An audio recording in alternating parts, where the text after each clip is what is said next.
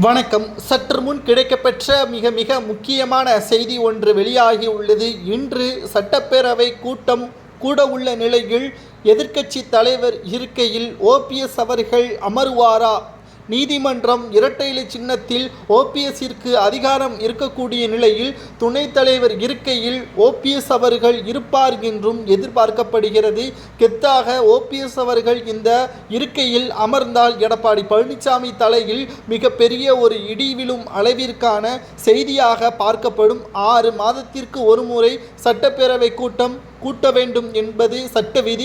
ஆகையால் கடைசியாக இந்த ஆண்டு இறுதியில் டிசம்பர் 9ஆம் தேதி இன்று நடைபெறுகிறது.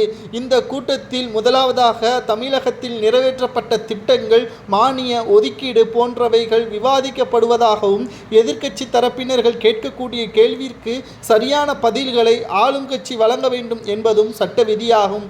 மேலும் கடந்த சில நாட்களாக கனமழையால் பெய்த ஒட்டுமொத்த இழப்பிற்கும் ஆளும் கட்சிதான் முழு காரணம் என்றும் விமர்சனங்களும் முன்வைக்கப்பட்டு வருகிறது. அதை பற்றியான கேள்விகளும் எதிர்க்கட்சி தரப்பிடம் இருந்து கேட்கப்படும் என்றும், அதற்கான சரியான பதில்களை ஆளும் கட்சி கொடுக்க வேண்டும் என்பதும் தற்பொழுது இந்த கூட்டத்தொடர் விவாதிக்கப்படும் என்றும் தகவல்களும் வெளியாகியுள்ளது. இந்த கூட்டம் எத்தனை நாட்கள் நடைபெறும் என்பது சரியாக சபாநாயகர் அப்பாவு அவர்கள் தெரிவிக்கவில்லை. ஆனால் நாம் எதிர்பார்த்து கொண்டிருந்த கூட்டம் நடைபெற்றுள்ளது. இன்று எதிர்க்கட்சி இருக்கையில் எடப்பாடியும், துணைத் தலைவராக RP உதயகுமார் அவர்கள் நியமிக்கப்பட்டிருந்தார் தற்காலிகமாக நீதிமன்றம் இறுதி தீர்ப்பு வரும் வரை. ஆனால் ஓபிஎஸ் அவர்களுக்கு இரட்டை இலை சின்னத்தில் உரிமை உள்ளது.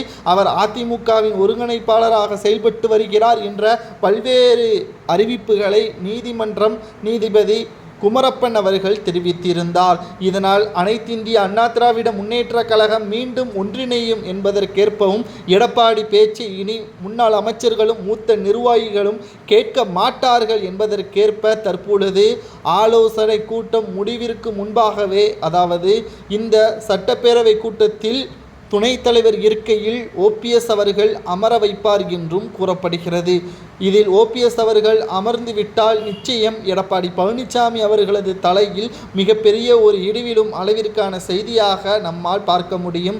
அது மட்டுமல்ல, டிசம்பர் 15ஆம் தேதி அதிமுக சார்பாக செயற்குழு கூட்டமும் நடைபெறுகிறது. அதிலும் ஓபிஎஸ் அவர்கள் பங்கேற்பார் என்றும், அல்லது அவரை நீக்கினால் நிச்சயமாக அந்த செயற்குழுவை தடை செய்ய வேண்டும் என்றும் நீதிமன்றமும் தெரிவித்திருக்கிறது. பரபரப்பான சூழலில் சட்டப்பேரவை கூட்டம் தொடங்கியுள்ள நிலையில் ஓபிஎஸ்ஸிற்கு ஆதரவாக எடப்பாடி ஏதேனும் கூறுவாரா, அல்லது எடப்பாடி பழனிசாமி அவர்கள் ஓபிஎஸ் வந்துவிட்டார் என்று வெளிநடப்பு செய்வாரா என்பதை பொறுத்திருந்து பார்க்கலாம்.